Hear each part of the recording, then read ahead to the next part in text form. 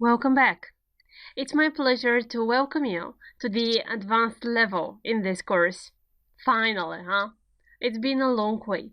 We started with the very basics, going on to some common intermediate usage, and yes, it's high time we started with something different. What the structure of this level will be? Well, here we'll take a look at almost everything we have passed so far, but from a different perspective. Here you will see the interconnection between the different grammar elements. Here you will see how everything is used in context. You will do a lot of more exercises, and at the same time you will learn new things. Ready to get started? So am I. The first lecture is discourse markers, or linkers, in other words. Linkers are something that help you express yourselves in not only advanced but clear way. They really let your mind be spoken widely. So it's important. It's important to know examples for such linkers and to see them in context. It's important to practice them after that as well. Well, this is what we are going to do within this video. First, groups of linkers, then examples, after that, exercises. Let's get started. The first group of linkers we are going to talk about describe a result. Examples. As a result, so, therefore, consequently, thus. Seeing those words, yes, I know, your initial reaction would be, I know them. Of course, you do know them, you're in the advanced level. The idea is to start using them, because knowing them and using them in context or using them while you're speaking are two completely different things. Examples to see them in context. The main road will be closed and delays are expected as a result. You can start the sentence with as a result of as well.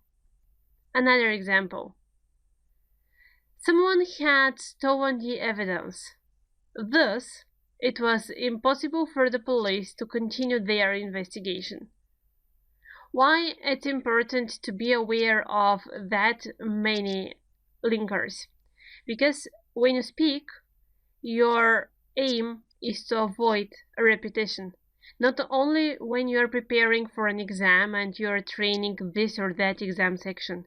No, in general, when you speak and within your speech you start repeating one and the same structures, well, it's not quite lovely for the other person to be listening to what you're saying. Because of that, remember the linkers and put them in sentences. Context is important. Another example. They increased the number of staff and consequently the service is better. The new trainers are lighter and softer and therefore more comfortable to wear. You see that these linkers are interchangeable. The only thing you need to remember so far is that thus is more formal. As a result can be used in this way at the end of the sentence. If you want to say as a result of what, you need the preposition after that. As a result of. Next group. Linkers that express reason. Because of, due to, owing to. Since.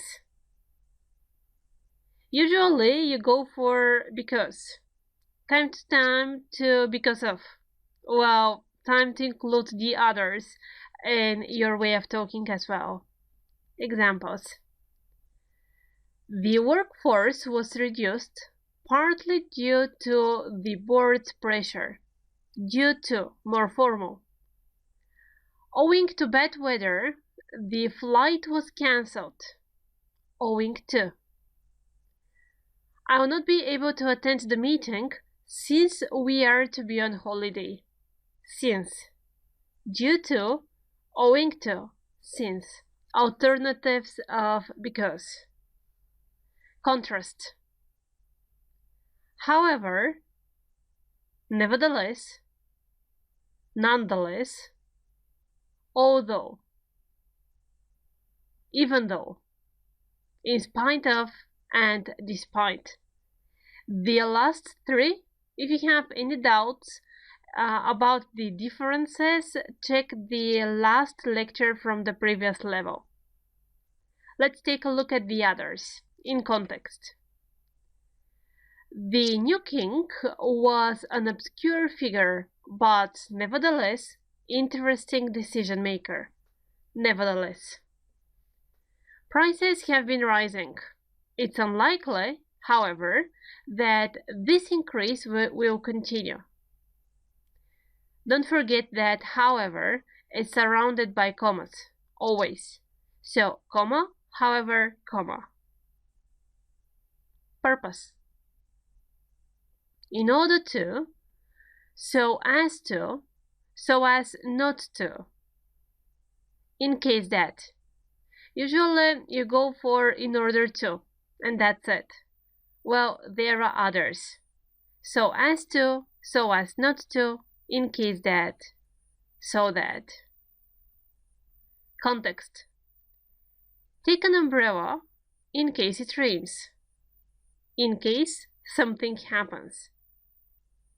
I was trying to calm down so as not to offend him. That's good usage. So as not to. And probably time to see what you've remembered. If you still have any doubts, please pause the video, learn everything, and after that, let's do the exercise together. Our seats were a long way from the theater stage. We enjoyed the play, in spite. This kind of exercises and sentences you're going to meet quite often, as again you're in the advanced level. These are called transformations. They are a typical exam format in FCE, in CE, or CP if you once reached there. This is one of the main exercises. What is tested here? You're given a word. It's one word, just here, there, too, because of the sake of the lecture. So you're given one word, and your aim is to transform grammatically and meaningfully the first sentence with the word provided. So you need to keep the meaning of the sentence as a result, and at the same time to include the word given. You'll get better aware of what I'm speaking about when we reach that kind of exercise. Well, so far, let's focus on linkers. We enjoyed the play in spite of the fact that our seats were a long way from the theater stage. In spite of the fact that it took us ages to get there. The traffic was heavy. Because of. It took us ages to get there because of the heavy traffic. Because of. I took the price off the bag. I didn't want she to know how much it had cost. I took the price off the bag so that she not to see how much it had cost. So that she not to see. Keep the receipt for the sweater. Your dad might not like it. Keep the receipt for the sweater in case that your dad doesn't like it. In case that. Susanna is an only child. She isn't at all spoiled. Susanna isn't spoiled at all, even though she is an only child. Even though she. Prices have risen because production costs have increased. Due to. Prices have risen due to the increase of the production costs. So you see here, it's not only the linkers that are tested, it's the whole grammar structure. You need to be careful what part of speech each of these discourse markers is followed by. You need to be careful how to structure and what else is needed for the linker to be taken advantage of. I hope you found it useful. See you in the next video. Don't worry, I'm not going to repeat everything that you do already know. Welcome back. The structure of this lecture is a little bit more different, and these kinds of lectures will be typical for the advanced level. Why? Again, the idea here is to summarize and to give you a broader perspective of everything that you have already learned. What I mean, open the PDF and do the exercises. And after that, we are going to discuss each of the sentences. Have. Have can be used in various structures, in various contexts. It can be an auxiliary. It can be a meaningful verb. There is difference between have and have got. So in order to practice everything, and to help you revise and summarize, let's do it after you're done. Good. I moved to the USA in 2016 and do still live here. I have been living in the USA since 2016, something which started in the past and is to continue after in the moment of speaking. Present perfect continuous. Transformations again, you noticed? Just here, in each transformation, you need to use either have or have got in the correct form. He's an only child. He doesn't have any brothers or sisters. We used to pay a woman to come home and clean every week.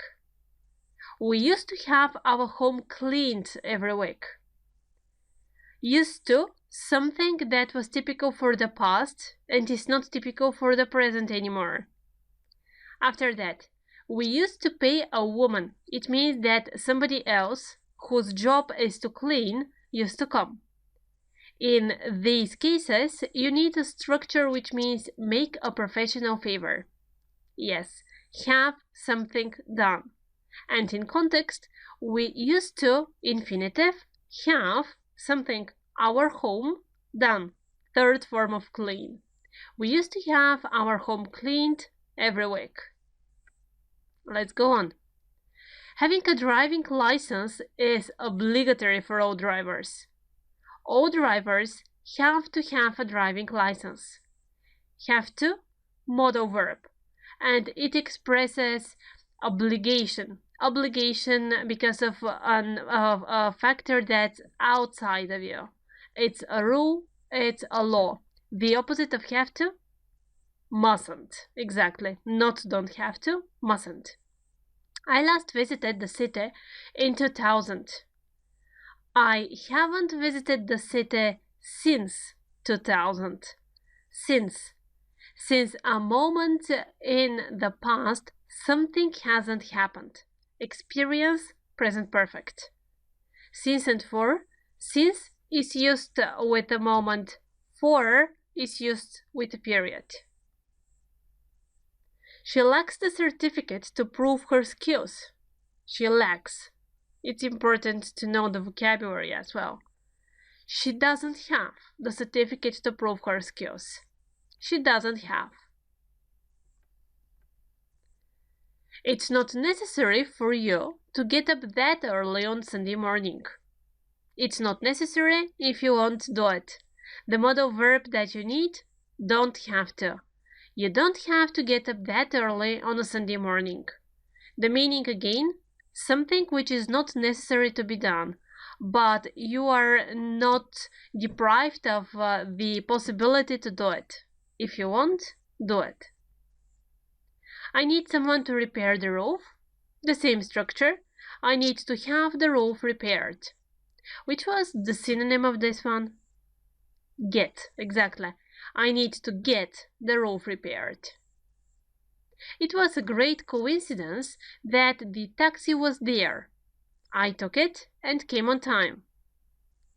If the taxi hadn't been there, I wouldn't have been able to come on time. Conditional. Which one?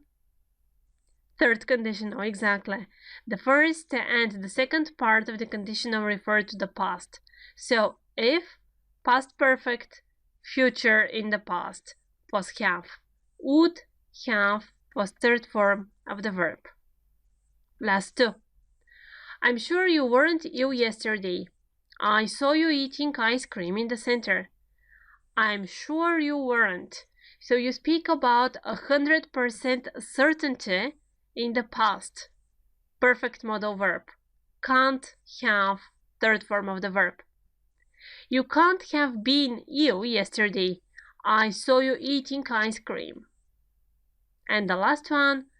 Is it obligatory to wear a uniform at work? Do I have to wear a uniform at work? Do I have to wear? Be careful with the question. The question here, just reminding you, is not have I to wear, but do I have to wear? Did you like it? The exercise, I mean. It's a lovely way to help you practice everything. Transformations, in fact, are, let's say, my favorite exercise in English just because they challenge you. They challenge you to think outside the borders of an exact grammar structure. They just tell you, use this word, the grammar structure is up to you, but please put everything in context. Get is one of those words in English which can be used in various contexts, literally. And yes, you are aware of most of them, though probably you haven't considered them as usages of one and the same verb. So let's summarize, let's revise, and let's exercise after that. Examples of situations in which you can paraphrase using get. For example, I received your invitation. When you want to say that you receive something, you can say I got your invitation. Get, got. Another situation. If you decide on going to the shop, would you buy some bread? Buy. Synonym of buy? Get. If you decide on going to the shop, would you get some bread? Quite less formal, of course. It's spoken English.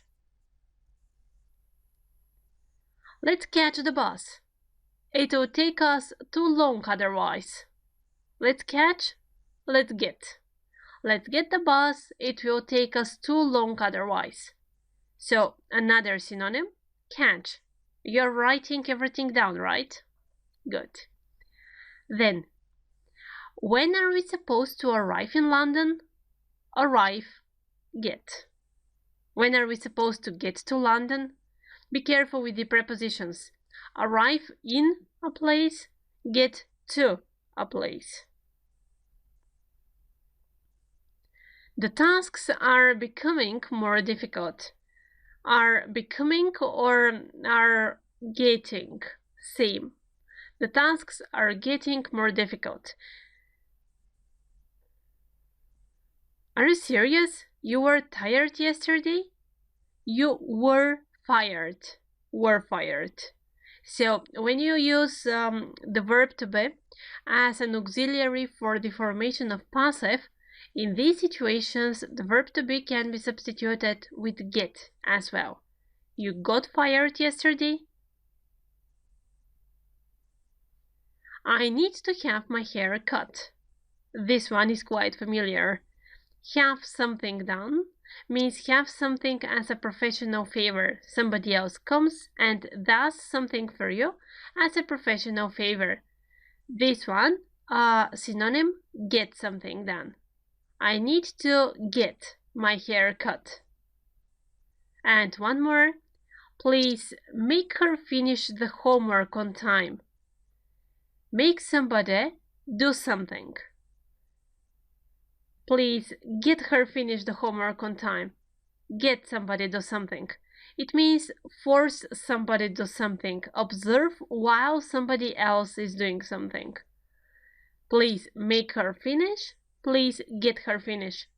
Remember that all of these paraphrases, all of these get structures are typical for the informal spoken English.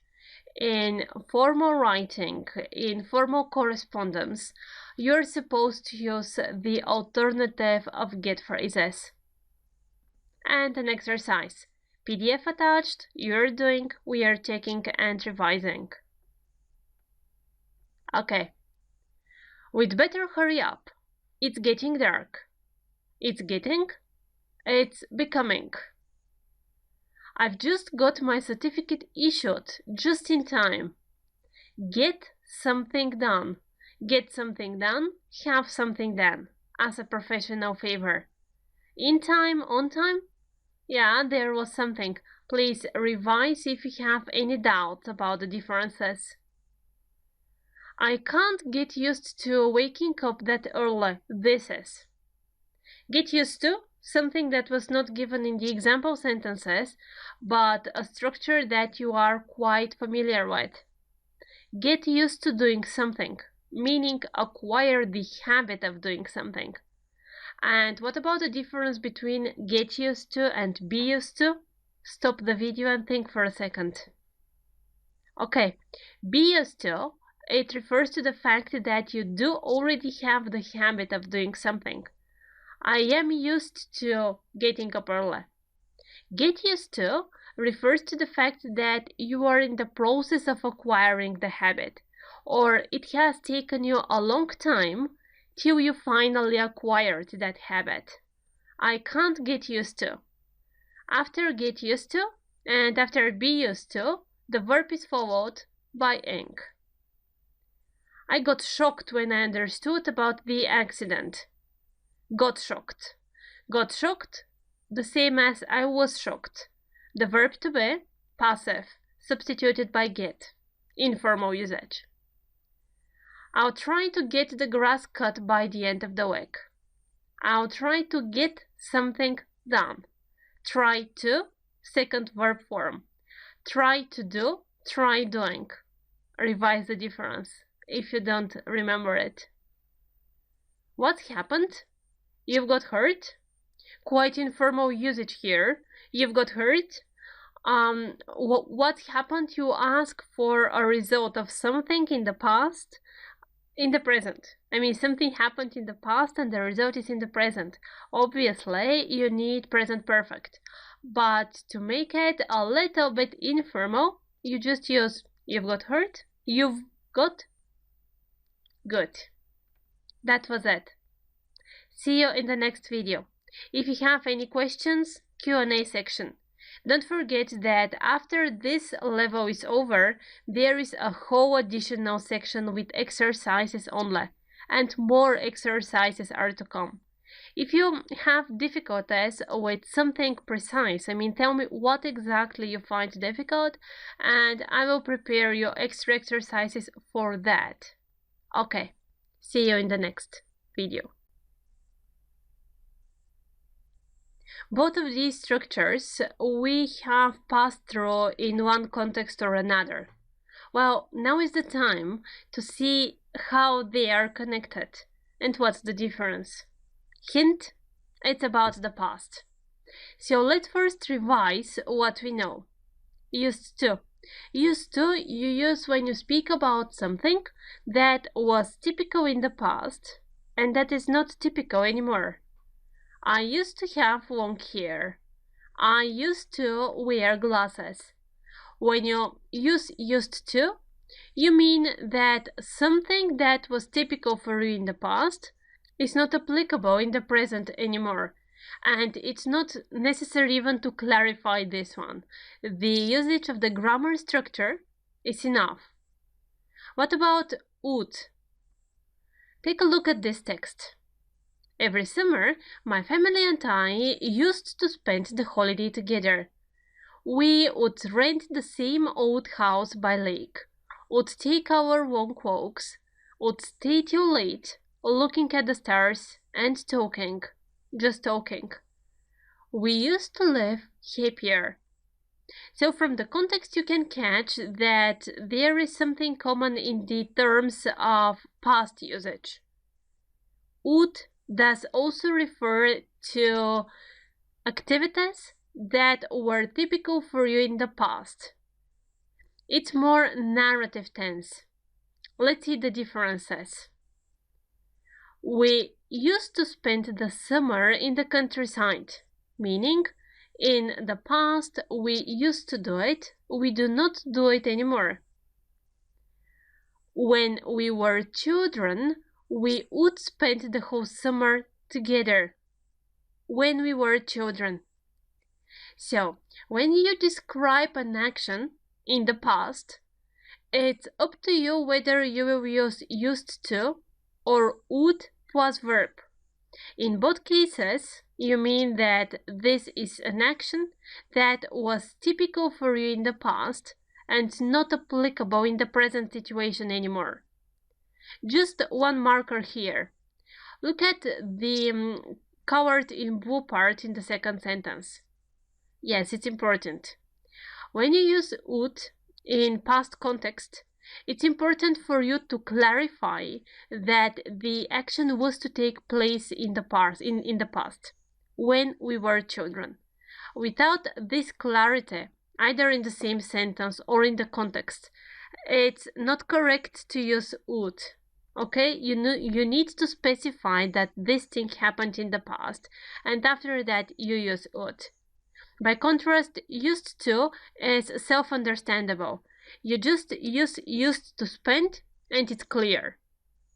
A structure again, would plus infinitive. And the other difference is that when we use state verbs, used to live, in this situation we can use only used to. So, action, used to or would. Stative verbs or state verbs, only used to. And your turn.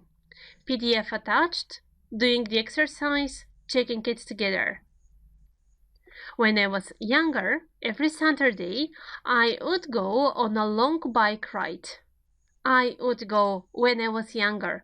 It said when exactly, so because of that, it's quite plausible for you to use would go. If you are to use I used to go, the first part is redundant. You don't need it. When I was younger, it's clear. My teachers would always say, keep working, you can do it. My teachers would always say, or used to always say. In general, when you speak and when you want to vary your language, well, this is the situation in which you can choose between used to and would. They are interchangeable. It's up to the variety of speech. It's up to the avoidance of repetition. In those situations, you can use them. I used to have a cat called Blackie. No choice here. I used to have. Stative verbs, used to. She used to live in New York before the massive strikes. Then she moved to London. Same story. Used to plus state or plus stative verb. Because of that, would is not applicable. He used to be a very good basketball player. Same. Be can't be used in continuous tenses, which means that it does not describe an action but a state. When a verb describes a state only, it's a state or a stative verb. Well, because of that, you can use only used to. Main difference, again, would. When you use it to describe a past activity, You need to say that the action happened in the past, or it needs to be clear from the context of the sentence. And also you need to be sure that the verb you're using would with is an action verb, an active verb. Used to, by contrast, is used with stative and also with action verbs. Good. You're ready for the next video, yes. Past tenses. But no, this time I'm not going to teach anything. This time it's up to you. So if you have any doubts, if you still have difficulties in choosing between the correct past tense, now is the moment to take a look at the previous lectures, to revise based on the rules that you have written down, hopefully, and after that to keep on playing this video. Your first task, revise. Second task, open the PDF and do the transformations. It's transformations based lecture again, which means there are sentences, instruction paraphrase using the word given, hint past tenses. Ready? Let's check it then. People were healthier 100 years ago than they are now. Used. You start thinking about the context of the situation. 100 years ago, there was a state that's different now. You need to use used. We speak about the past. Used to is what you need as a structure. Why? Because used to expresses something that was typical for the past and is not typical for you anymore. So, people used to live healthier 100 years ago. Or, people used to be healthier 100 years ago. Used to be, used to live. I didn't wear glasses when I was younger. Now I do. Well, from the context, if you have done all of the exercises so far, it's easy for you to understand that, again, you need the used to structure. Why? Because it shows the contrast between something that used to be and something that is. Why to is given? To make you think a little bit more. So, I didn't used to wear glasses when I was younger. I didn't used to wear glasses. Be careful about the formation of the negative structure. Used to, negative, didn't use to. The same as in past simple, just reminding you. I started working at 6, and I was still working at 5 in the evening when you called. Past, progress, an action that was in progress before another past moment happened. Okay, past perfect continuous. When you called, I had been working for 11 hours. I had been working. Past perfect continuous. Next one. We often went to the mountains when we were children. When we were children, it's specified when. You have would as a transforming word given there, so yes, it should ring a bell. It means that you need to use would, meaning something that was happening in the past and is not happening anymore. So, we would go to the mountains when we were children. Why would is applicable here? 2 reasons. Would plus go, or would for expressing action, first of all, and there is the time marker, when we were children. It's clear that it was typical for you in the past, in a specific past period. I started learning Russian 3 years ago. 4. It's really typical transformation in English from past simple to present perfect or present perfect continuous. So I started learning Russian 3 years ago. 4, marker for perfect tense, and It's your turn. I have been learning Russian for 3 years. Have been learning for present perfect continuous. It hasn't rained for 4 weeks. Opposites transformation from present perfect to past simple. How I understood based on the time marker ago. The last time it rained was 4 weeks ago, sorry. The last time it rained was 4 weeks ago. After that, the last time I tried this shirt on was yesterday. Since, marker for present perfect. And you start thinking about the structure. Okay, I haven't tried this shirt since yesterday. The structure that should have come up to your mind is something in present perfect since past simple. Here it is. I, present perfect, since past simple markers. Next sentence. I haven't spoken to him for a couple of months. The last time I spoke to him was a couple of months ago. Again, present perfect, past simple. Ago as time marker. The concert started at 8. I arrived at 8:15. Be careful here about the time frame of the initial sentence. Yes, it's in the past. And because it's in the past, it means that you need to go not for present perfect, but for past perfect. When I arrived, the concert had already started. I hope that was useful for you, and I hope that it helped you revise everything. And it should have also indicated the long way we have been through. You see how many things you do know already. Good. Next video.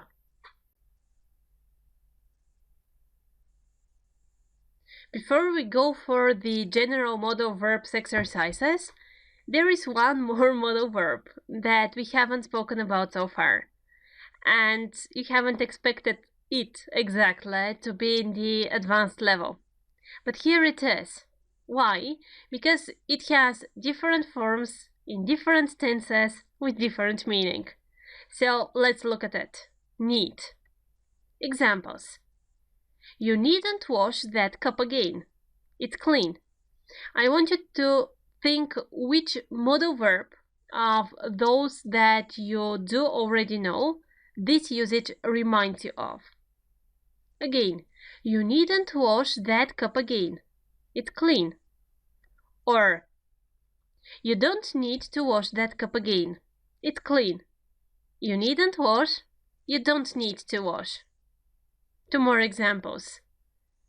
You needn't wake up that early. It's Sunday. You don't need to wake up that early. It's Sunday. Yes, don't have to. So, when we speak about the present, and we want to say that something is not necessary to be done, whether it will be done or not is up to you, we have an option. You may say you needn't do this, you may say you don't need to do it, or don't have to do it. The 3 verb forms of modal verbs are identical, so take advantage of the variety of the language again, and don't use one and the same structures all the time. The difference comes when we speak about something in the past, and here you need to be careful. You need to be careful because you may say something completely wrong if you use not the correct modal verbs form. Let's take a look. You didn't need to buy bread. We do still have some. It's good you changed your mind. You didn't need to buy bread. It was not necessary. It's good you changed your mind, meaning you didn't do it.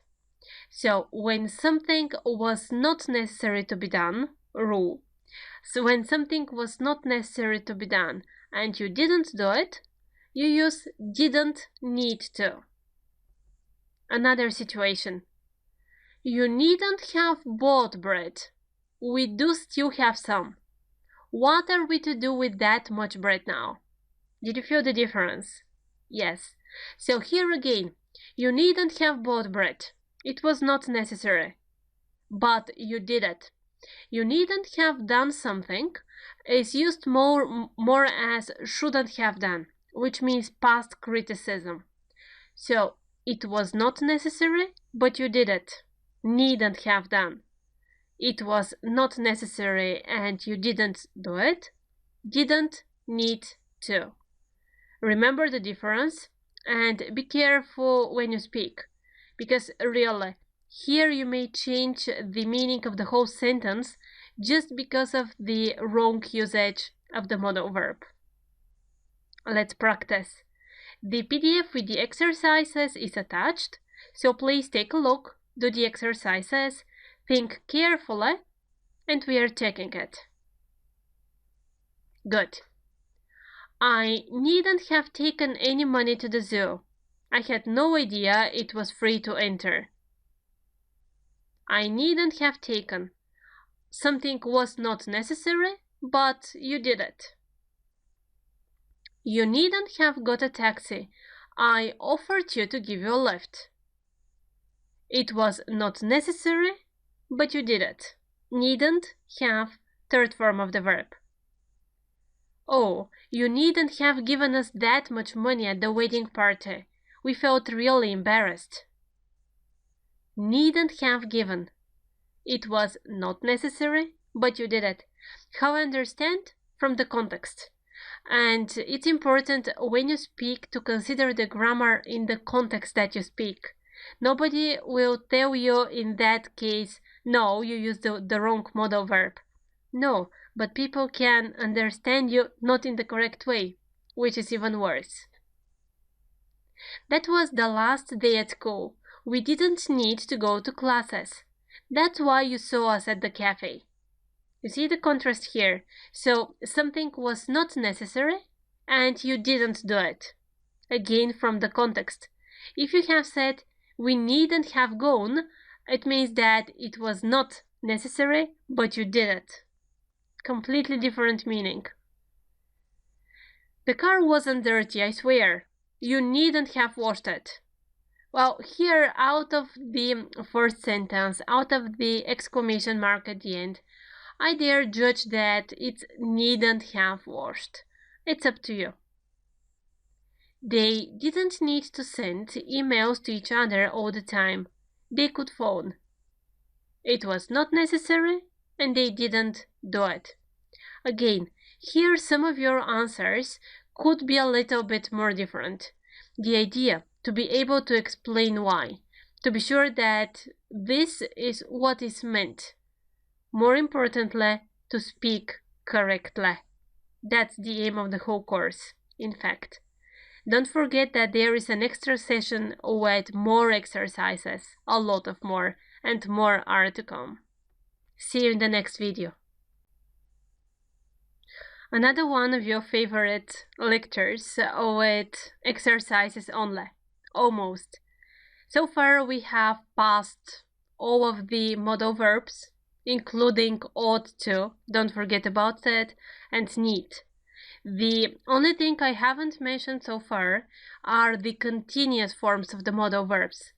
But these you can understand based on your experience with the language in general. So let's get started with the exercises, and I'll let you check the structures of the continuous modal verbs by yourselves. Do the exercises in the PDF. We are checking everything together after that, and explaining, of course. Let's get started. The first one, rewrite using the correct perfect modal verb. Perfect modal. Okay. It's possible she forgot to feed the cat. She could have forgotten. It's possible. Other options. Could have forgotten 75% of possibility. May have forgotten 50%, might have forgotten 25%. What mistake you should avoid here? Could has.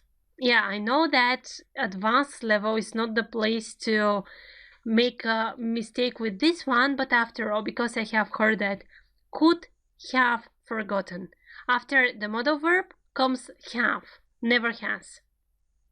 The second one, buying that short skirt was a mistake. Mistake in the past, perfect model. You need to criticize. I shouldn't have bought that short skirt. Another way, stronger, oughtn't.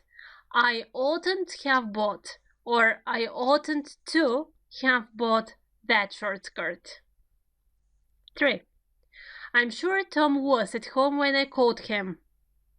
I'm sure, certainty. Certainty 100% in the past. 2 options, must have done, can't have done. You need to express certainty that something happened. So the option is must have been in your case. Number 4. You are right, coming on foot was a great idea. It would have been quite faster by the bus. I should have taken the bus. I should have taken. You criticize. Or I ought to have taken. I ought to have taken. I don't believe that was Mark. He's at the other end of the world right now. You say that something is impossible because it's up to the facts. You can't have seen Mark. He's at the other end of the world now. Why perfect model? Because the first sentence refers to the past. I don't believe that was. Okay. After that, must, have to, need.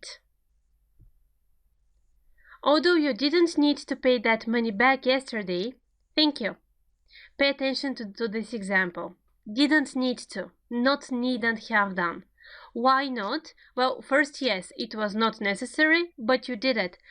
But here you do not criticize. That's the important point.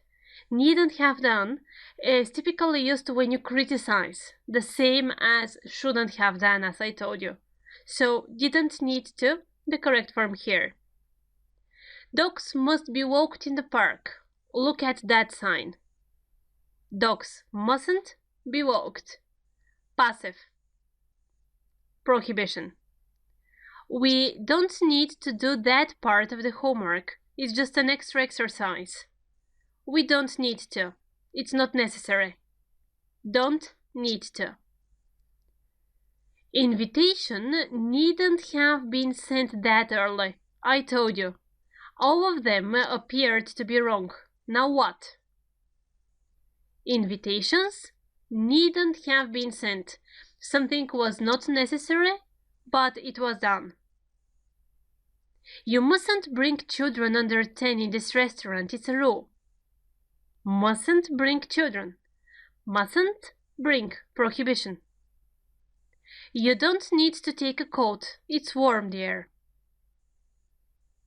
You don't need to. It's not necessary. If you want, do it. The same as you don't have to. The same as you needn't. Uniforms have to be worn every single day. Rule. Have to. Uniforms have to be worn. Be careful because it's passive. One more time. Good. The new part, kind of. I'm just telling you the two structures, and out of the context in the next exercise and out of the situations, and based on your overall experience with the English grammar so far, I think you can cope it on your own.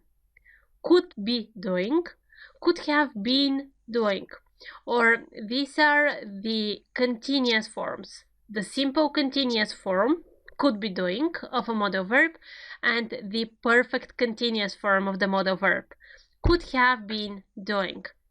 Think of it in the context of tenses. Everything that you know about continuous tenses is applicable here. When you want to speak about an action that was in progress, when you want to express some progression, in these situations you need the continuous modal verbs. I could be relaxing at home now if I didn't have to work. Probability. But you have to work. Conditional, just this time with could, not with would. And in continuous form, because relaxation, hopefully, is a process that takes time. You shouldn't have been working that late last night. Shouldn't have been working. You're criticizing about something that occupied over a period of time in the past. I can hear her singing. She must be still having a singing class. Deduction based on facts. The action is in progress. So continuous modal with must.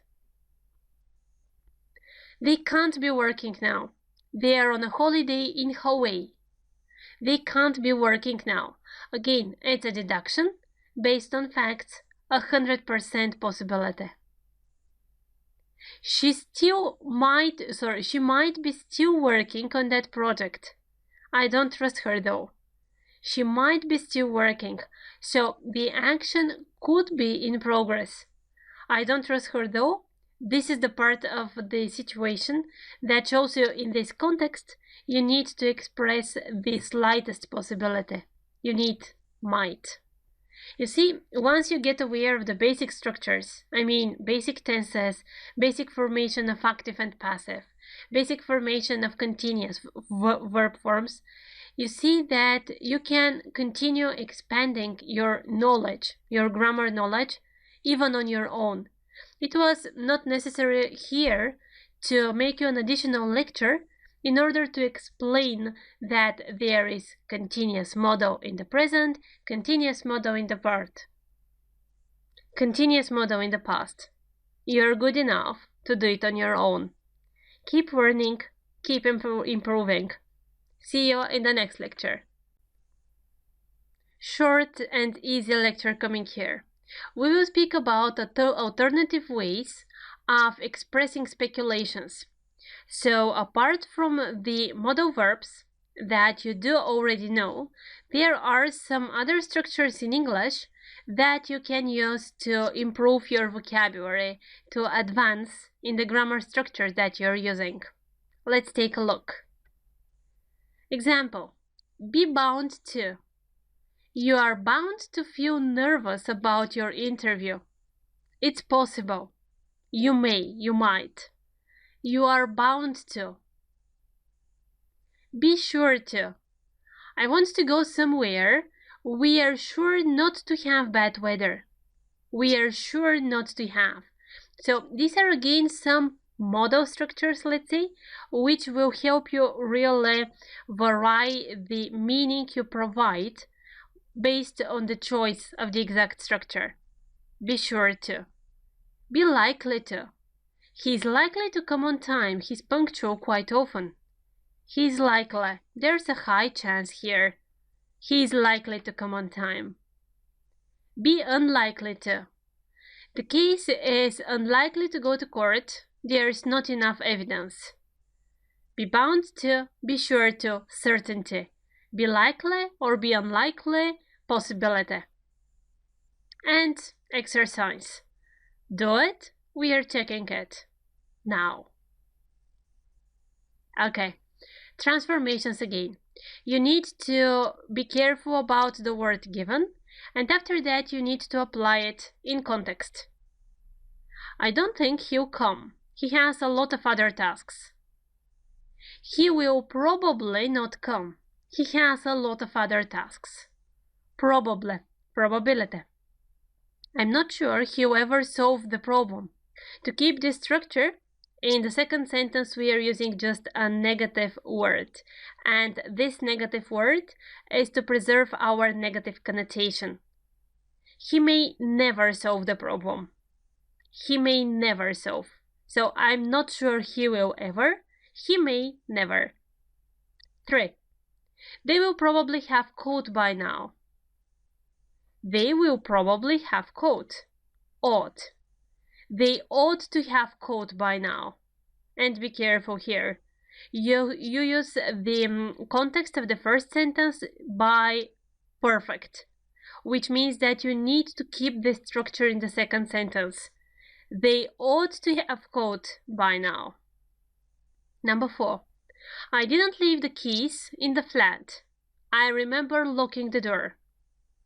I can't have left the keys. I remember locking the door. You express certainty here. I'm sure she'll like the wallet. That's her style. She's bound to like the wallet.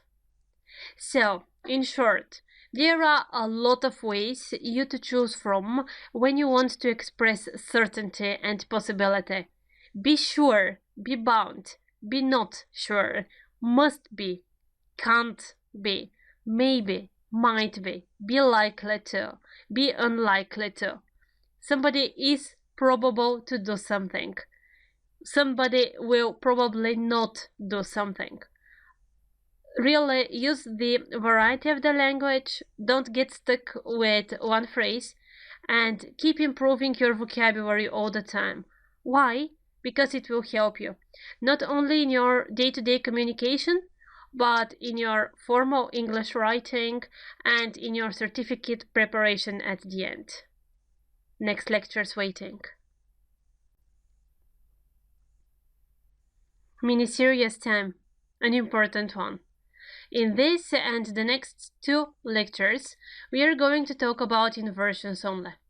Inversion is one of those grammar structures that do signal you are at a really advanced level. This is typically used in certificate exams. This is typically used in formal writing, so you may take advantage of the inversion structure when you speak, when you write, when you try to express yourselves better. Let's get started. Examples. I didn't know almost anything about him. We need to use little and to start the sentence with little. Little did I know about him. What is inversion? There are specific words which, when placed at the beginning of the sentence, require inversion of the verb being done. You see, did I know? It sounds as a question. Well, this is the inversion. The inversion of the subject and the verb. Not I knew, but did I know? Think of it as a question. After the inversion word, you need to make question or inversion. So, I didn't know, past simple. Little inversion, did I know about him? You put the accent on the first part on this way. You just emphasize on what's really important. Little did I know about him. Another one. This is the most exciting story I have ever heard. Never. You start the sentence with never, and it goes on. Never have I heard a more exciting story. I have ever heard, present perfect, and never. Never inversion, think of it as a question. Never have I heard a more exciting story. Memorize these words. Please write them down. They are important. The words that require transformation after that. Next. It's quite rare for you to come on time. Rarely or seldom. Rarely do you come on time. Rarely do you come. Do you notice as part of speech what these words are? Adverbs, exactly. So when you start with an adverb or with an adverbial phrase, in a lot of the cases you need inversion, as here, rarely or seldom. Next. He will never excuse. On no account, advanced structure. On no account, the same as never. On no account, inversion, will he excuse. On no account will he. As soon as the movie started, the phone rang. Hardly. When. Adverbial phrase. Be careful. It's not only the first word, it's the linker after that that matters. So, as soon as the movie started. Hardly had the movie started when the phone rang. Second part of sentence, regular. The transformation is in the first part. Hardly had the movie started when. Another example. As soon as I opened the door, I saw the thief. Scarcely when. Again, word, linker. Transformation after the first word. Scarcely had I opened the door when I saw the thief. Piece of advice. Write down all of the examples along with the all transformation words. At the beginning, it might seem a little bit confusing, but you will see that it's easy and it's useful and it's cool when you start using it. In fact, you really feel that you have advanced. One more. As soon as the lamp went off, I heard a noise. No sooner than. No sooner had the lamp gone off than I heard a noise. Not when. Be really careful here. No sooner than. No sooner had the lamp gone off than I heard a noise. This does not mean I quit. This does not mean I quit. In no way, and in no way, no, the negative word which requires positive verb after that. In no way, present simple, think of it as a question. Does this mean I quit? In no way, inversion, adverbial phrase. He never asked me for advice. Never. At no time. Same situation. In the first sentence, the negative connotation of the sentence is provided thanks to the adverb never. In the inversion, in the transformation with inversion, you have an adverbial phrase, at no time. No brings the negative connotation here. At no time did he ask me for advice. At no time, inversion. Past simple. You think for it as a question. Did he ask? Enough for now. I really hope that you're writing everything down, because only watching and listening to this one, it doesn't work on this way. In the next video, I have prepared you a second part of this, which means that there are more adverbs and adverbial phrases. There is slight difference there. Let's say that they are a little bit more difficult. You will see what I mean. And after the next video comes the exercise one. See you.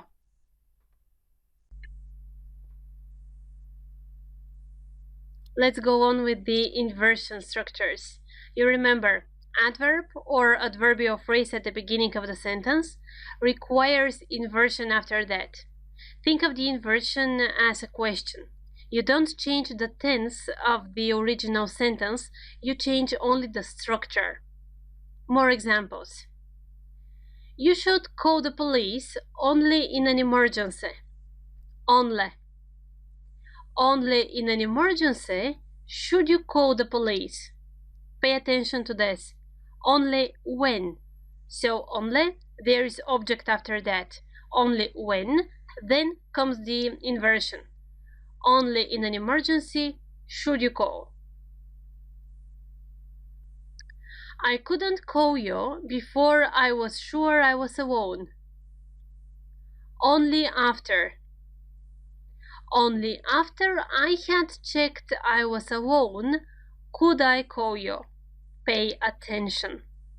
Only after I had checked. So only after what? Without inversion. And after you finish this first logical part, then comes the inversion. So only after what? Otherwise, the structure will be wrong. What students usually do? Only after had I checked. No, only after what? Then comes the inversion. Next one. I won't be able to make up my mind if you don't calm down. Only when? Again, only when you calm down, inversion after that, will I be able to make up my mind. Only when something, will I be able. Inversion in the second part. We will know the result only after the official end of the elections. We will know the result only after, not until. Not until the official end of the elections will we know the result. Not until something, inversion after that. Not until the official end of the elections will we know the result. He didn't wait for me for a minute, Evan. Not. Again, stranger inversion. Not for a minute, not for what? Did he wait for me? Not for a minute. So first you finish the logical part, inversion after that. Did he wait for me? He was late for work. On top of it all, he tried to lie to the boss. He was late. On top of it all, he tried to lie. Not only, but also. And here you're careful. Not only was he late for work, inversion in the first part, but he also tried. So not only inversion, but also normal part of the sentence. You should not leave the door open. On no account. On no account, inversion, should you leave the door open. Cool, right? I like transformations just with inversion, exactly. At the beginning, I remember that I found them really difficult, as I couldn't catch the logic, what should I do and why should I do it. After that, as you understand something, you start improving, you really get better, and then you start enjoying. Well, let's reach that point in which you just start enjoying grammar. Exercise in the next lecture, then we are continuing with something different.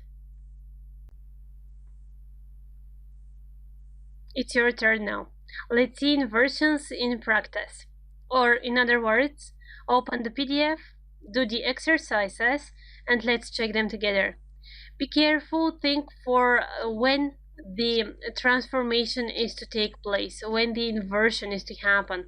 Is it exactly after the adverb or the adverbial phrases, or is it after the second part? Don't change the tense. Think for inversions as questions. And let's check them together. Somebody knocked at the door again as soon as I locked it. As soon as I locked it.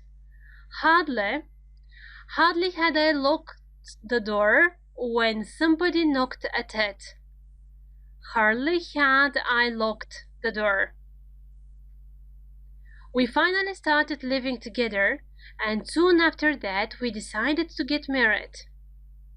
Finally, we started living together, and soon after that. Remember also that with the transformation, you need to keep following the logic of activities. Which happened after what?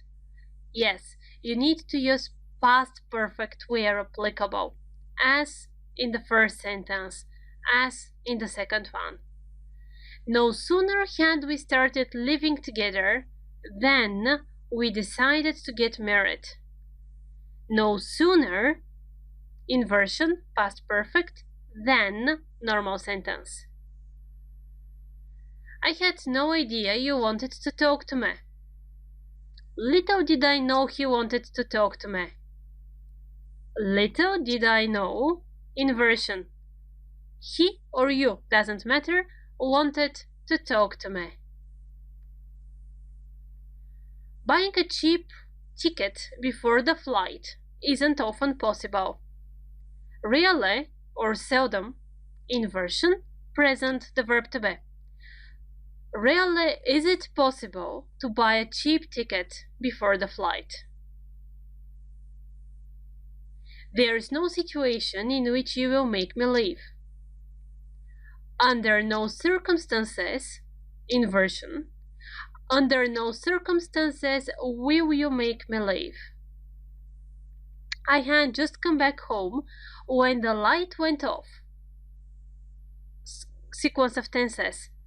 No sooner had I come back home than the light went off. No sooner than. I didn't understand he was serious until yesterday. Not until yesterday did I understand he was serious. Past simple, inversion. This is the most ridiculous excuse I have heard. Present perfect, inversion. Never have I heard such a ridiculous excuse.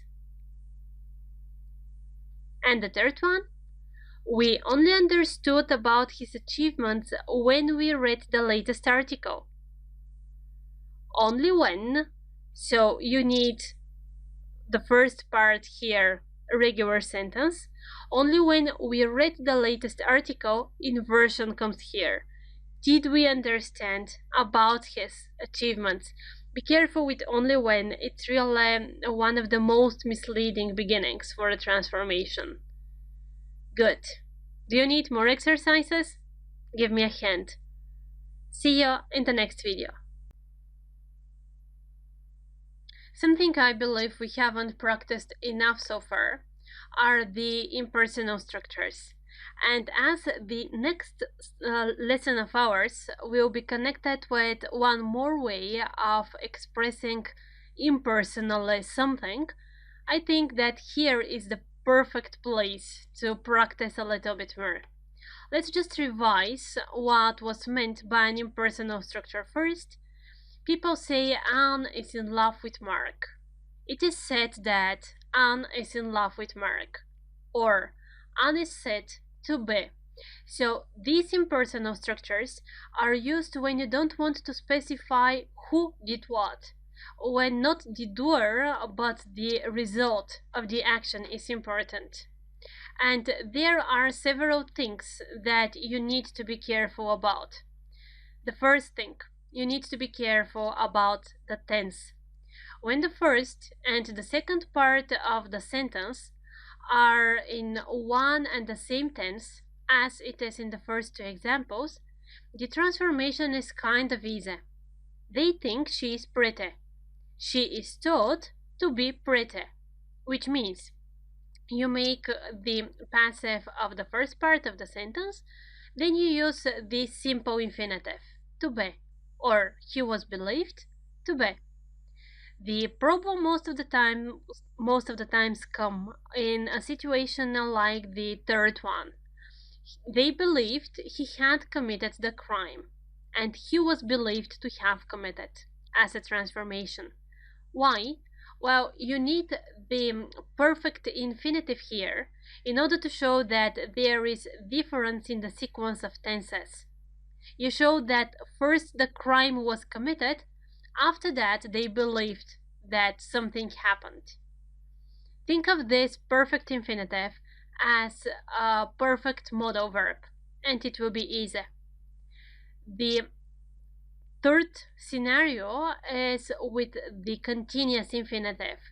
It depends again on the initial tense. The company is thought to be planning.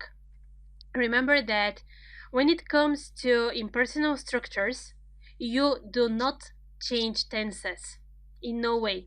You just transform tenses.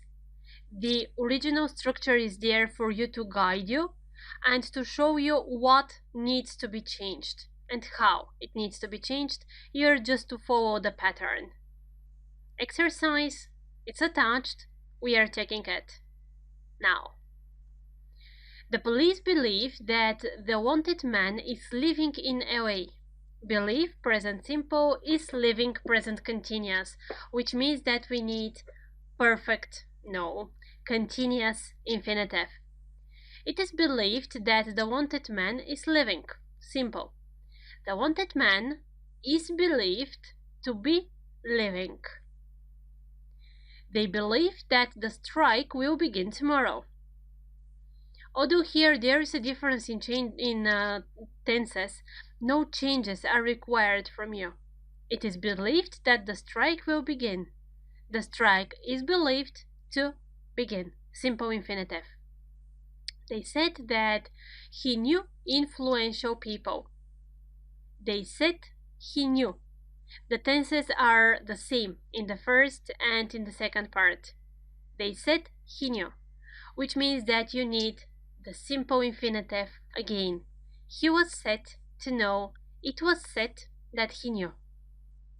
More examples. Everyone expected that they had started working on the project. Expected, they had started. There is difference in tenses. Perfect infinitive.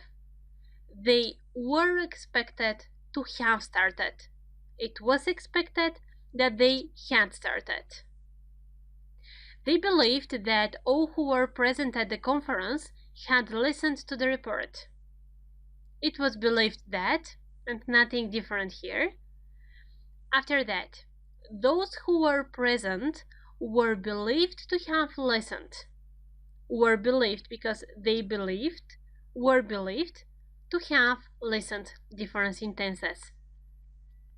All of us thought that he had been preparing himself for the exam. Be careful here. All of us thought, past simple, he had been preparing, past perfect continuous, which means he was thought to have been preparing, perfect continuous infinitive. I believe that now you find this easy. Again, it's important to catch the whole English grammar and the whole English logic of the grammar, because otherwise you will be just studying something by heart and you will not be able to apply it. That's not the aim. The aim is to start talking better. Next lesson is waiting for you. Another way of introducing an impersonal structure is by using the verbs seem and appear, with a slight difference in their meaning. Let's look at some examples. She's passed her exam, look at her. This is the situation. And how you can transform it now. It seems that she has passed the exam. Look at her. It seems that. Or, she seems to have passed the exam. Look at her. So it seems that she has passed. She seems to, and have passed after that because there is difference in the tenses. You need the perfect infinitive as well. It appears to me that we need to make some changes as soon as possible. It appears to me that. Another way to introduce an impersonal structure. It appears to me that. It appears as if, or it appears as though I was not right. It appears as if, it appears as though. It would appear that nobody on board the aircraft actually had a license to fly it. It would appear that. Remember that this structure is formal, by contrast to all others. And here is the slight difference in your choice. So whether you will go for seem or appear depends on the final aim you have. Seem. It seemed to be a good choice of style. You speak about facts. You speak about personal feelings or ideas. It seemed to me that. It seemed to be. She seemed to have whatever. The car appears or seems to have already broken down. When you use appear, you speak only about facts or events. So this is what you need to remember. Facts or events appear, and the structures with appear are quite more typical for the formal environment, whereas the structures with seem can be met in informal as well as in spoken environment. Also, if you include would in the expression, you directly change the registry and go to the formal environment as well. It seems that, it appears that, she seems to, she appears to, it appears that something has happened. There are various ways, again, in which you can change the way you sound, the way you contribute to the conversation, the way you present your ideas. Take advantage of it, and don't forget that you can always start speaking with simpler structures if you know the advanced ones. But you can't just upgrade your language if you appear to be in a situation where people speak advanced or formal English. Don't forget about the extra exercises as well. See you in the next video. Time for another mini series this time. Verb patterns. We have spoken about them several times, starting from the A1 level. If you remember, like doing something, hate doing something, dislike doing something. This was your introduction to the idea that in English, two verbs can be connected with ing, or I want to do something. Two verbs can be connected with to. Well, now is the time to talk about some verbs that can be used with an object inside. So there is a structure like verb plus object plus infinitive, verb plus object plus gerund. And of course we are starting once at a time with the first one, verb plus object plus infinitive. And here are the examples. She doesn't want anybody to know about the accident. Anybody, object. Verb, object 2. She advised him not to travel by car. Advise, somebody, 2. Would you like me to stay? Would you like me? Would you like? Object 2. And of course there are a lot of other verbs following this pattern. The verbs that are marked in red can be used with and without object. Some of them can be used with ing as well. Some of them can be used with prepositions, which means be careful. So these are the basic verbs, but there are a lot others. Let's do an exercise to see how they are applied in practice, and I advise you not on memorizing them now. You'd better learn how to use them in sentences, meet them in sentences, and just practice. Okay, examples. Anne wants her team to win. I'd like you to come. I would like you to do something. I would hate you to do something. Exercise. The PDF is attached. Let's check it. Tom to Anne. Tom warned Anne to be careful when driving. Warn somebody to do something. Tom invited Anne to go to the cinema. Invite somebody to do something. Anne reminded Tom to take the car keys. Remind somebody to do something. Anne advised Tom to take up a hobby. Advise somebody to do something. The policeman ordered the burglar to stand still. Order somebody to do something.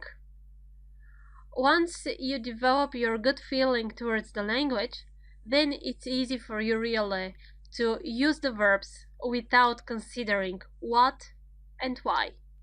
Because of this, we haven't spoken about that so far, but if you haven't, it's high time for you to start reading books. Read in original, listen to music, watch movies. That will help you improve your grammar as well. Next short video will be about some examples where the pattern verb plus object plus ing is followed. See you there. Next pattern, verb plus object plus ing. Again, you know most of these. You are supposed to be able to use them without even memorizing the rules. But you need to be careful. First is always learning by heart. After that, you'll start using the correct structures on the fly. So first, some examples. I can't imagine you leaving. Verb plus object plus gerund. I don't mind you smoking outside. Verb plus object plus gerund. I dislike him being late. Verb plus object plus gerund. And some basic verbs. Most of them we have already mentioned. You do also remember the difference, I hope, between remember doing, remember to do, stop doing, stop to do. These verbs can also be used with object and gerund after that. The list here is endless because you can't memorize all of the verbs, right? And every verb requires kind of a structure. But once you remember the basics, you'll be able to understand how to use the other words, the other verbs, without even considering grammar. So let's start practicing. The PDF is attached, do the exercises, and we are checking them. Okay. They can't stand him driving his old car. Object, not his, not he, him. Can't stand him driving. I remember you buying that jumper. Remember plus verb plus ing. Remember somebody doing something. Something happened in the past. You have memories. Remember to do, just reminding you. Remember to do, this is a remind to do something in the future. I dislike them telling me what to think. Dislike, object, gerund. Dislike them telling. I can't imagine him working in an office. Can't imagine, object, gerund. Can't imagine him working. Nobody can stop me doing what I want. Stop somebody doing something. I hope that nobody can stop you in your desire to improve your English. So see you in the next lecture. Let's keep on working. Do you remember that during the previous lecture you saw some verbs covered in red? And I've just enumerated several structures that can be used after them without mentioning which structure is used when and what's the difference. Well, now is the time. I told you, you can't memorize all of the verbs, but the basics are important to be remembered. So let's get started with some examples. They are advising that children go to school. It's no use trying to persuade him that she's guilty. Have you warned them that we'll have guests? Another structure. Please let me go. I'll make you finish the task at any cost. They were made to order the room. Help me answer this question, please. So pay attention to these structures. There are verbs in English which require bare infinitive. That's how it's called. Let somebody do something, make somebody do something, help somebody do something. Looking back at the previous example, you will see that there is one a little bit more different sentence. They were made to order the room. Make somebody to do something. The idea is the same as force somebody to do something. Compare these two sentences. I'll make you finish. They were made to order. Yes, to appears only when we use passive structure. Short and easy. A lot of practice after that is needed. See you in the next video. Reporting verbs, reported speech. Two more interconnected lectures coming one after another. Why it's important to speak about reporting verbs in a different lecture?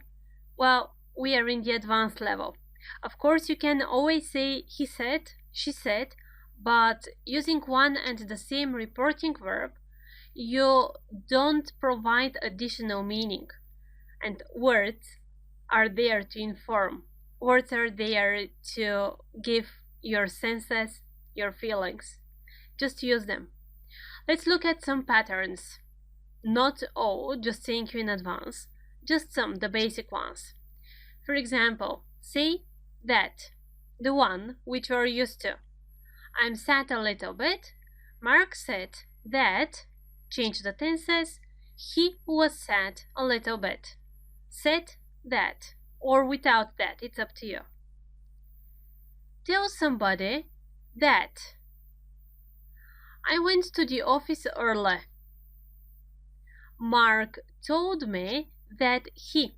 Remember this phrase because a lot of people find it difficult to apply the pattern actually. Because first, it seems to be easy.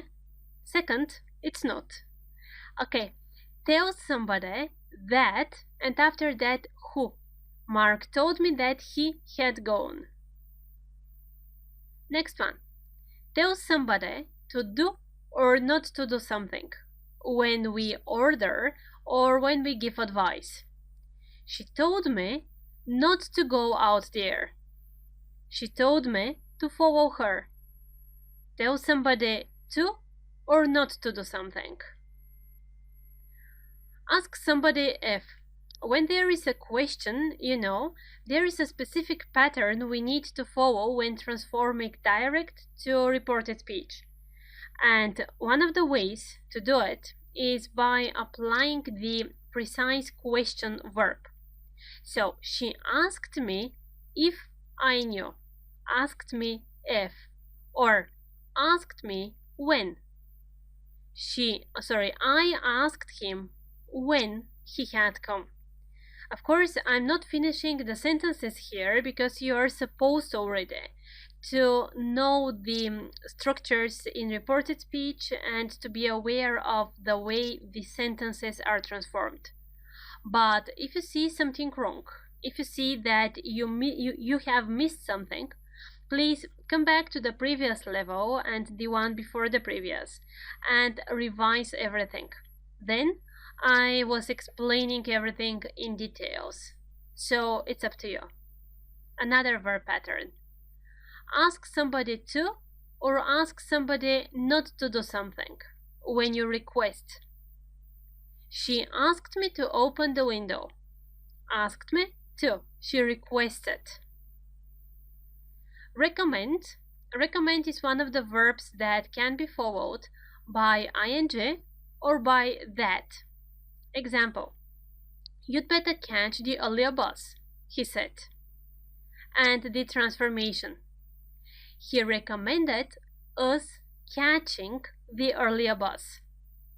Again, he recommended catching or he recommended us, object here, catching the earlier bus. The second example. He recommended that we should catch. Pay attention to this structure. He recommended that, after that personal pronoun we, and should is there, whether you will write it or not, it's up to you. Just remember that after the personal pronoun comes the infinitive. He recommended that we catch the earlier bus. It's called subjunctive. Another verb that follows the same pattern is suggest. So let's go to the park and She suggested us going to the park, or she suggested going. The other way, she suggested that we should go, or she suggested we go to the park. Warn somebody about something, warn somebody not to do something, or warn somebody against doing something. Example, don't open the door, and the forms applied. She warned me not to open the door. She warned me against opening the door. Be careful. After to, in 99% of the cases, you have the infinitive. But in all the other cases, when the verb is used with a preposition, after the preposition comes the second verb in ing form, the gerund. Because of that, in the second sentence, she warned me against, the verb is in gerund, in ing, opening. The preposition is important here, against. Advise somebody to do or not to do something. You should apply for that position, she advised me. She advised me not to apply for that position, or she advised me to apply for that position, more logically here. Encourage somebody to do something. Keep on working. You can achieve great results. And you want to report it. My teacher encouraged somebody to do something, encouraged me to keep on working. A lot of examples more can be given here. Keep in mind that I haven't mentioned numerous other forms. Here are just some of them. But remember, the basics are important. From there on, out of your listening skills, out of your reading, out of everything that you do in the language, you get used to using the correct structures.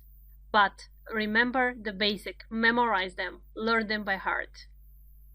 Enough with this exercise. Check the PDF. We are doing the exercises now. Okay. Use the correct verb structure.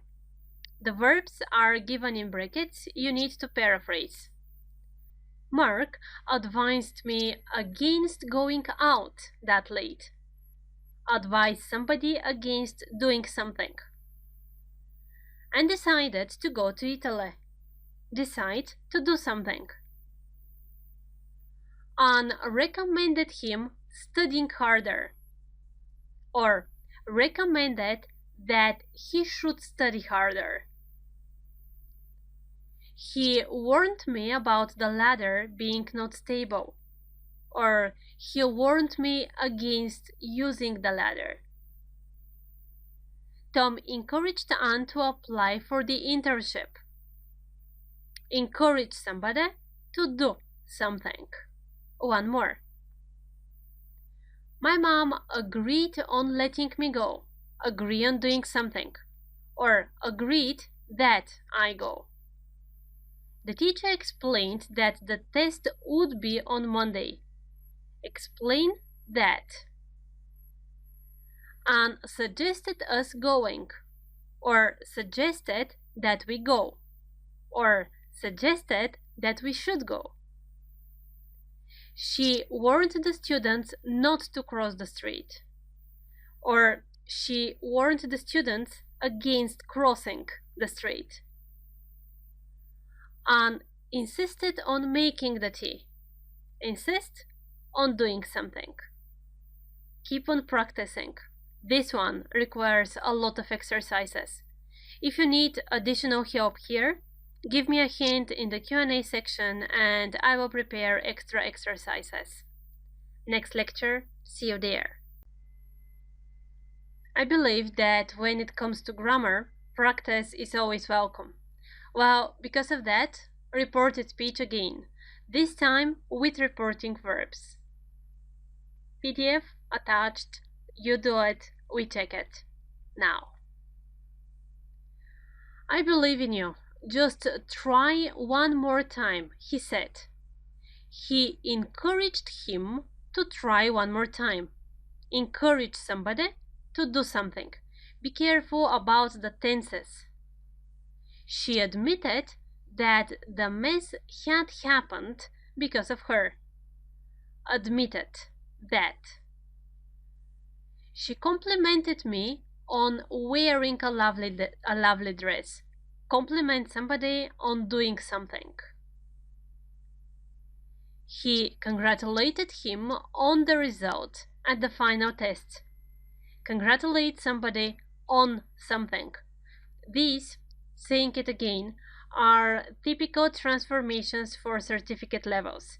So if you plan doing it, or if you plan upgrading your English further, keep on working and really master impersonal structures, reported speech, passives. They are vital. He demanded to let him in. This one is interesting. Let me in now. He demanded to let him in. Another. She suggested not going out that night. She suggested not going out. He denied being involved. Be careful here, it's passive, yes. He denied being involved. What about the same sentence with perfect passive gerund? He denied having been involved. That's it. She refused to do it. Refused to do something. He offered to help me. Offer to do something. Offered to help me. She begged him to tell her. Beg somebody to do something. Told or asked. She asked me if I had arrived at 6. He asked me what I was going to do after the workday that day.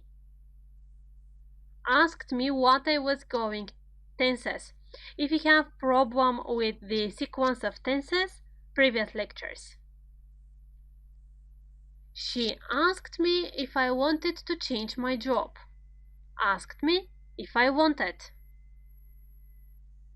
She asked me if she should help him the other day. Change of words. She asked me where she had been wrong.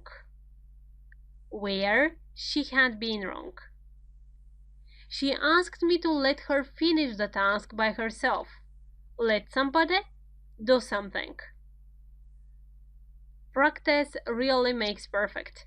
And if these exercises are already easy for you, we've done it. You've really improved your grammar skills. Just reminding you where we started from. Yeah? Okay, next lecture. The other verb structure, grammar structure, that is worth mentioning in the advanced level are the conditional sentences. Yes, I know that we have already done a lot of exercises, but again, practice makes perfect. And keeping in mind that the next lecture is connected with something additional, now is the time to revise what simple and mixed conditionals are. So first, second, third, and zero type you are aware of. General truth, 0. You speak about the present, something real to happen, first conditional. You speak about the present, hypothetical situation, second conditional. You speak about the past, the whole situation is in the past, third conditional. From there on comes the interesting part, the mixed conditionals. 2 types. Difference, which one happened when. When you have a past condition with present result and a hypothetical situation in general, you use the following structure. If, past perfect, would plus the verb, or a combination between the first part of third conditional and the second part of second conditional. When the situation goes like a hypothetical one, but you mean a present condition and a past result, both of them hypothetical, In this case, we use the reversed structure, which means the first part of second conditional and the second part of third conditional. I know that now it sounds really theoretical, but the detailed explanations and the exercises in the previous level.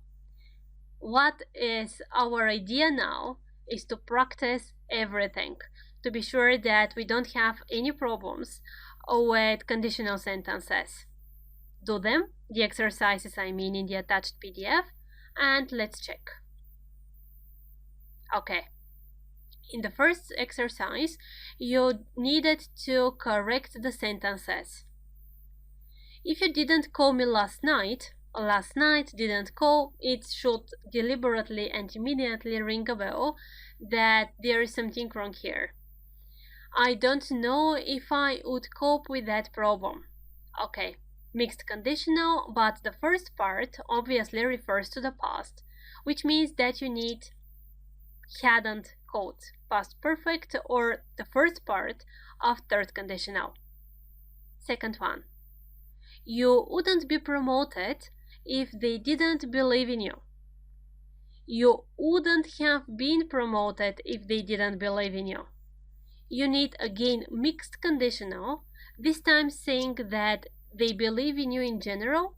Because of that, in the past, they promoted you, which means that the first part needs to be the one from third conditional. Would, have, third form of the verb, passive, to make it even more interesting. Number 3. I wouldn't have met Mark if I didn't continue with my studies. There is no indicator here that the sentence is connected in one way or another with the present, which means that, yes, it's a pure third conditional. So it's not I didn't continue, it's I hadn't continued. Past perfect structure. 4. Have I wanted to meet you again, I should have been working hard enough. Although we haven't been introduced to this structure exactly, I think that you can do it. Just play with the tense. It can't be present perfect. You need past perfect here. And the last one, if I hadn't met you, I wouldn't have been that happy now. There's reference to the present, there's reference to the past. In other words, you need mixed conditional. It's not a third type. Wouldn't be, not wouldn't have been. I'm deliberately not explaining everything in details in terms of tenses. All the information you need in the previous lessons. Second exercise. I wanted to continue. I applied for the position again. Third conditional. If I hadn't wanted, I wouldn't have applied. Number 2. I passed the test. I'm having a license now. Something successfully done in the past, result in the present. Mixed conditional. If I hadn't passed the test, I wouldn't be having, because of the continuous form in the original sentence, I wouldn't be having a license now. My father called me. We arranged to meet. If Dad hadn't called, we wouldn't have arranged to meet. Third conditional. I haven't been to Germany before.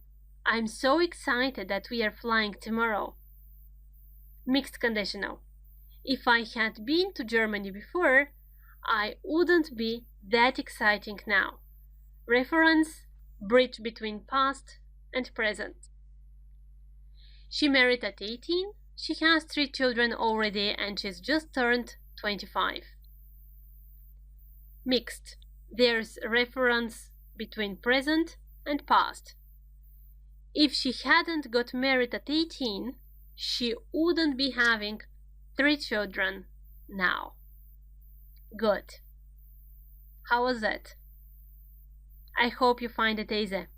You need extra exercises? You do know already. Give me a hint in the Q&A section. Tell me where exactly you do still have difficulties, and I will prepare you extra exercises. See you. Apart from the conditional sentences that we have just revised, we also know the wish sentences as conditional structures, and there are some more. So let's pay attention to the wish sentences first, to revise them fast, and to check the other conditional structures after that. Okay. I wish I had longer hair. Wish about the present. When you wish something about the present, you use past simple. I wish I had known about the party last week. When you wish something about the past, yes, you use past perfect. When you wish something that does not depend on you, you use would when it refers to the future. I wish it would stop raining. The other thing that you need to remember is that I wish is the same as if only, which means if only I had longer hair. I wish, same story.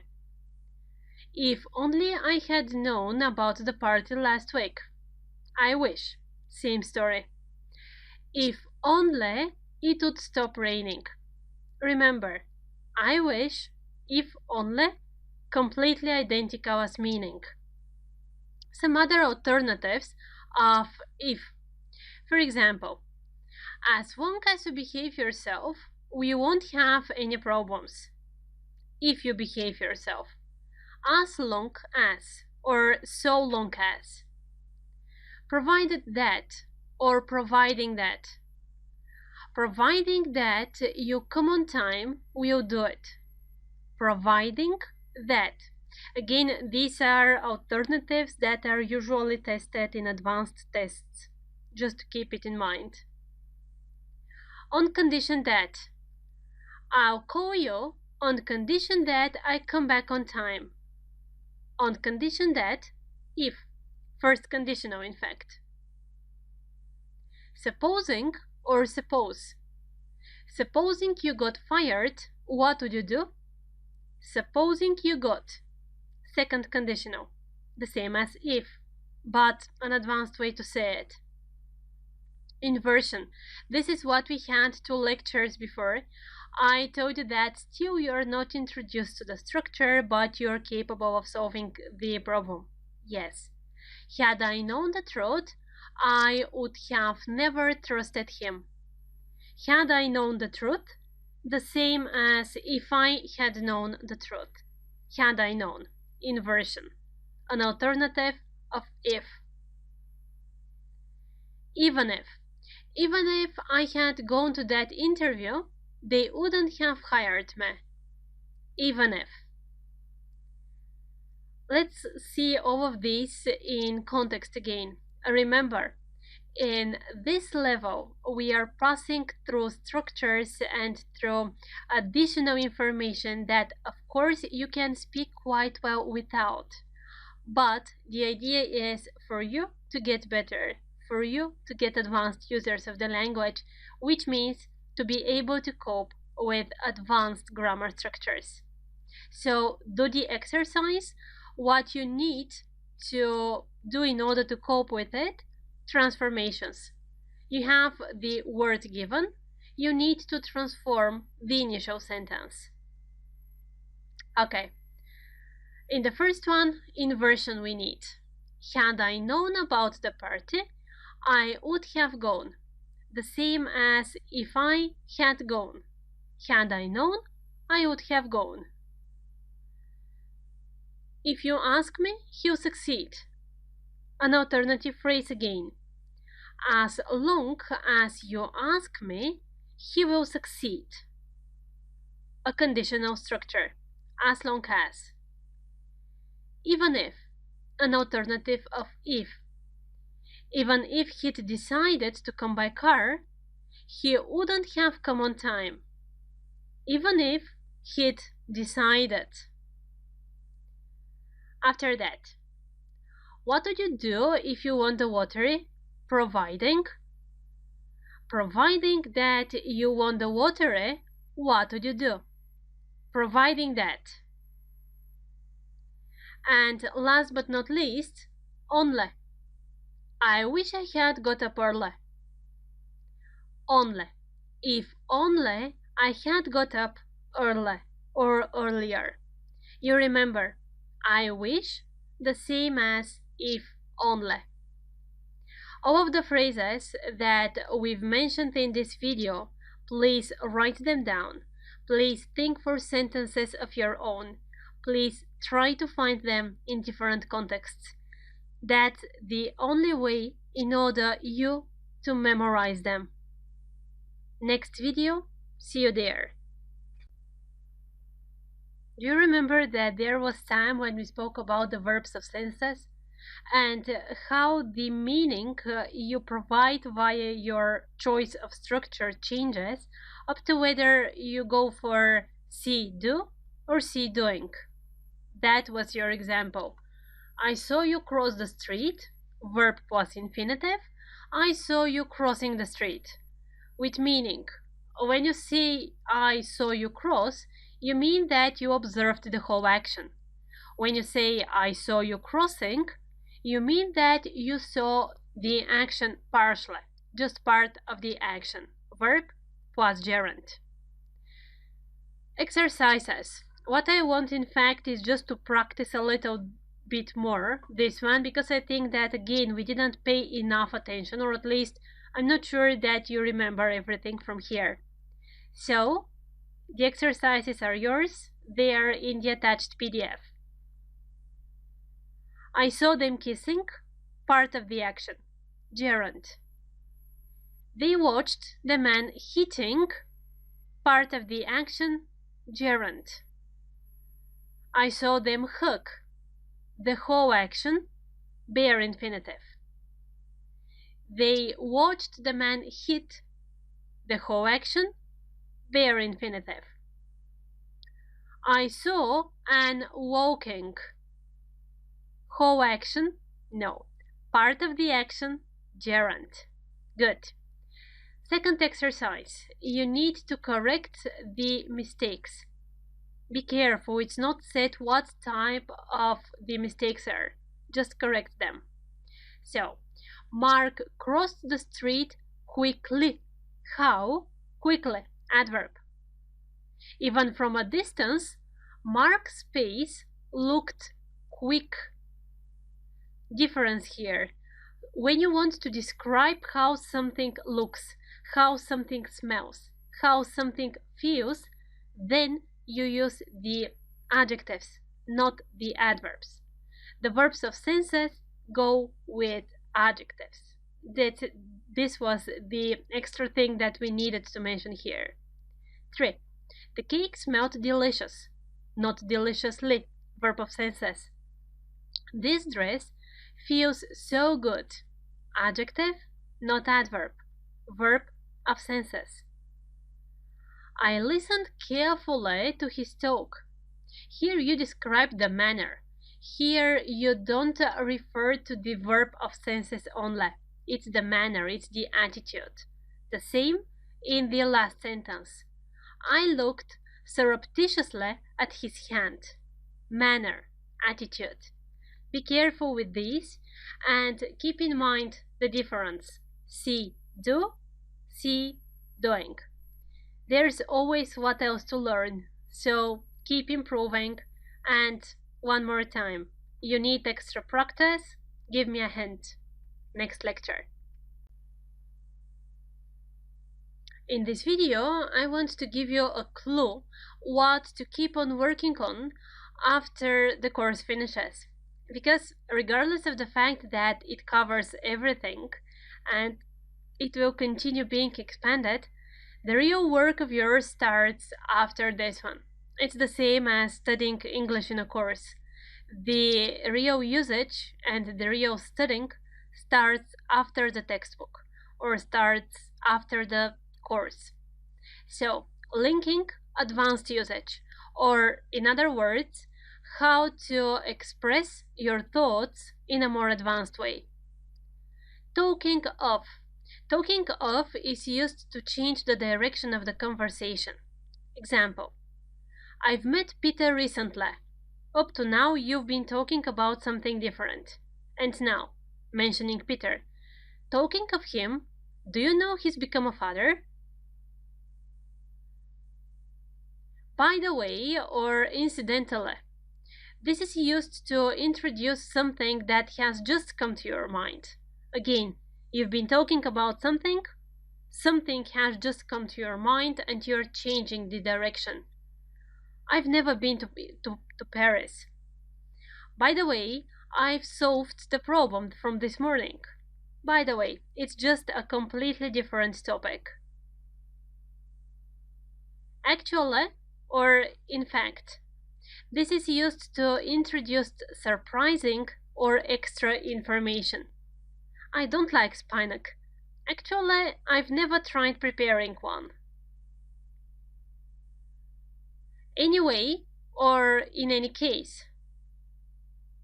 Anyway, or any case is used to emphasize on what you're saying as something more important. We didn't buy tickets for the concert. Anyway, they cancelled it. Doesn't matter. At least. At least is used to introduce positive information after a negative statement.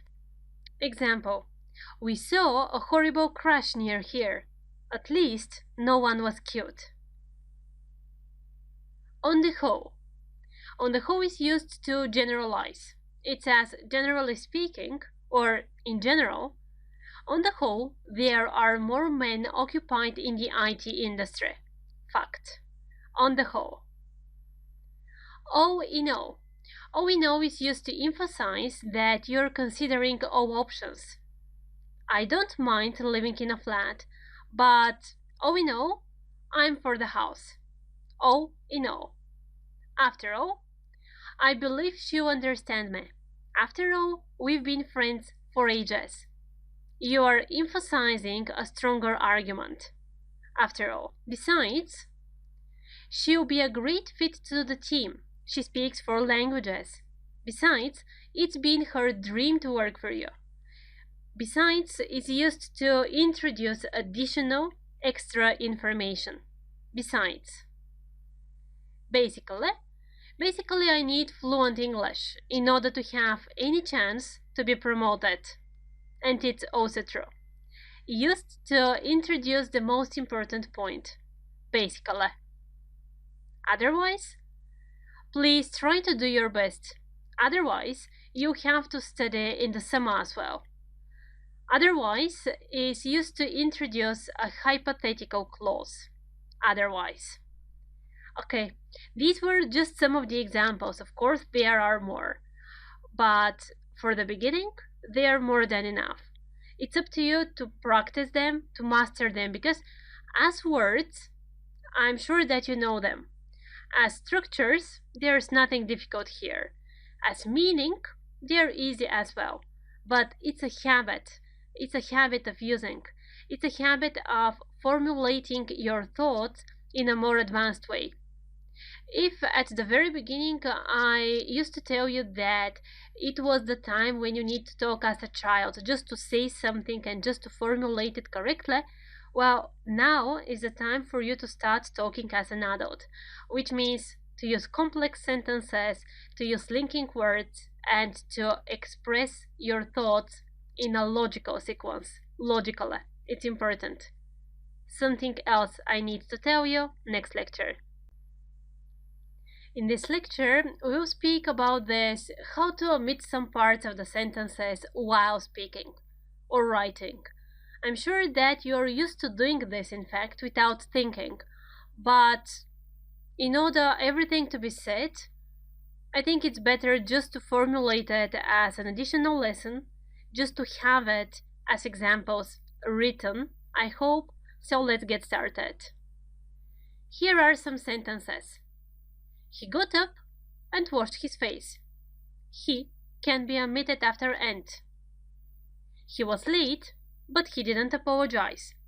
One and the same subject again, in the first and in the second part of the sentence. Because of that, the second one can be omitted. We should call or we should email them. Repetitive part, can be omitted. We usually have breakfast together, then we go to work. We usually have breakfast together, repetitive part, then go to work.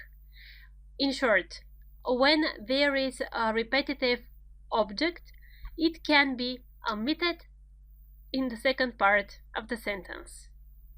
But they locked the door before they left. I'll call you after I come back from work. She's here because she didn't know where else to go. She came when she did her homework. You see that there are some linkers after which such structure is not applicable. So you need to be careful. Yes, at this level, you do already have the gut feeling for the language developed. But after all, memorize the linkers from the previous slide, memorize these, and be careful in what situation what can be omitted. Another structure that can be missed is that referring to one and the same activity. Here are some examples. Mark has never visited the USA, but Anne has obviously visited the USA. Anne believes it's her fault, but it isn't. You must call your mom. I already have. I didn't enjoy the party, but he did. So here, as you noticed, first of all, you need to be careful about the tense. Second of all, you need to be careful about the logic of the sentence. Please always beware of logic. Sentences need to be logical. I've never been abroad, but I'd love to. I'd love to what? I'd love to go. Something else. I'll send you the draft today. At least, I hope so. So substitutes the repetition that is avoided on this way. So, it would be quite calmer at work next week, or at least, I suppose, so. Again. Do you think it may rain at the weekend? I hope not. Enough. Clear, logically speaking. Would Mark be at the party? I'm afraid not.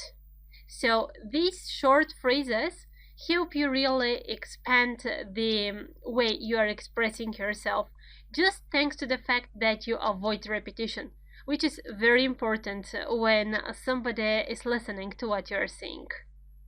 Let's practice them. The PDF is attached, and we are checking the exercises now.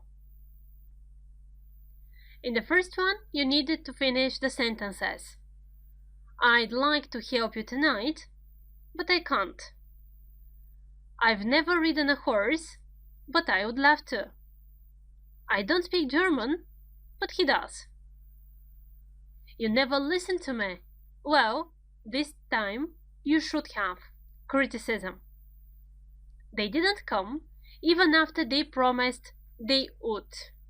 Promise in the future, in the past. Okay? So future action that didn't take place in the past. And one more exercise. You need to finish the sentences again. Rain is expected at the weekend. Here, context is important only. Rain is expected at the weekend. I hope not. We are going at the seaside. Do you smoke? I used to. I stopped a month ago. Be careful with the structure here. Are you planning to leave the country again? I hope not. I love it here. You don't believe it was me, do you? If you say so. You see, using these short words, you just don't need to repeat the whole sentence. You don't need to think for other paraphrases. That's enough. One more lecture. Okay? I'll be looking forward to seeing you there again. Believe it or not, we've reached the very last lecture of the course. Well, it was a long way, in fact. In this last lecture, I want to help you focus on one more structure that is over there for you. It's called cleft sentence, and in simple words, it's an extra way for you to add emphasis on one part of the sentence or on another. So let's pass the structures, let's do the exercise, and I'll tell several words after that. What? We need to use what? I need a cup of strong coffee. And you start with what? What I need is a cup of strong coffee. It's easy. Just I'm saying it here in order you to know how to make your way of speaking various, how to expand your vocabulary, how to vary the grammar structures in order to be on an advanced level. Next one. I want to travel around the world. All I want is to travel around the world. They've forgotten the password. What happened is that they've forgotten the password.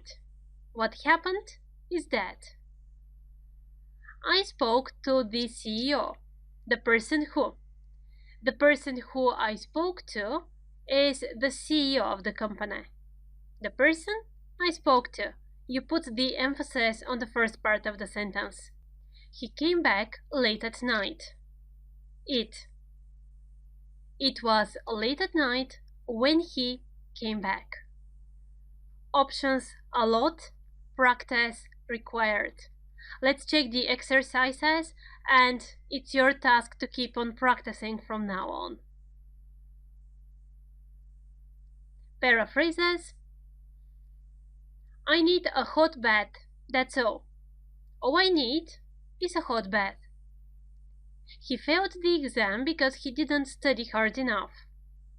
The reason why he failed the exam was that he didn't study hard enough. Hardly? You do still make the difference, right? Good. Happened. What happened is that there was a traffic jam.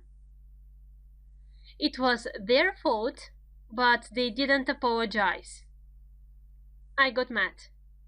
What made me mad was that they didn't apologize. I first met Anne in Italy. The first time I met Anne was in Italy. That was it. And what you need to remember, there are different ways in English grammar that you can take advantage of in order to express yourself. You may give that slight nuance that will help you express thanks to grammar structures. Thank you very much for being part of this course. I really do hope that it was useful for you. I believe that we've done a lot of work together. I'm sure that if you have followed all of the instructions, if you have done all of the exercises that are and were provided, you have improved immensely. I'm looking forward to seeing you in one of my other classes. Good luck and see you again.